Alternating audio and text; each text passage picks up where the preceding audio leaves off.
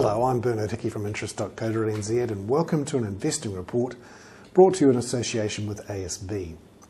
Today we're going to have a look at a couple of finance companies who have come out with plans to restructure themselves and delay repayment of the money that was invested with these two finance companies. Firstly, St Laurence Limited. It's a property financier based in Wellington that owed $240 million to over 7,000 investors. It was frozen back in June. It's come out with a plan to repay people up to 70% of their money over the next 5 years, and eventually it hopes to repay everything. It's also going to repay interest, it says, and there'll be a recapitalisation where the owner of St Laurence, a guy called Kevin Podmore, will put some property forward to recapitalise the company. The second company coming forward with a repayment plan is Dorchester Pacific. It's also a property financier.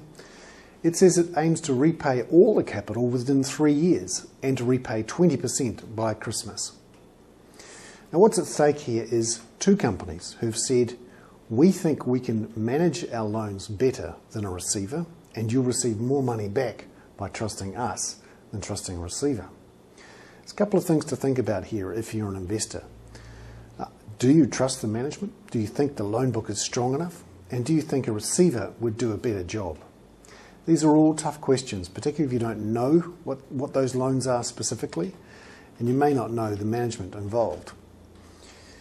There's a couple of issues to think about. Firstly, the trustee. Do you think there's a good trustee involved here?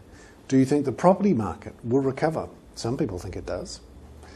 And, well, I have to say I'm a bit of a skeptic on that front. And then the question, is receivership better than letting the company try and trade its way out? And there's a couple of pieces of history on this.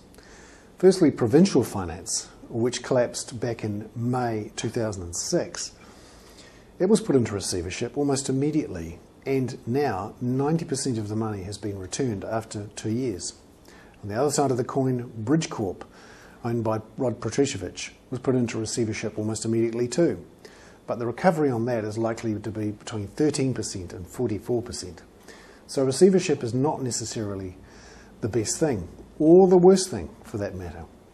It really all depends on the quality of the loan book involved and the quality of the management and the likely length of a property recession. Over the next few weeks, we should expect plans back from Hanover Finance, North-South Finance and Strategic Finance. Keep it tuned to interest.co.nz to find out what's happening there. This was an investing report brought to you in association with ASB. I'm Bernard Hickey for interest.co.nz.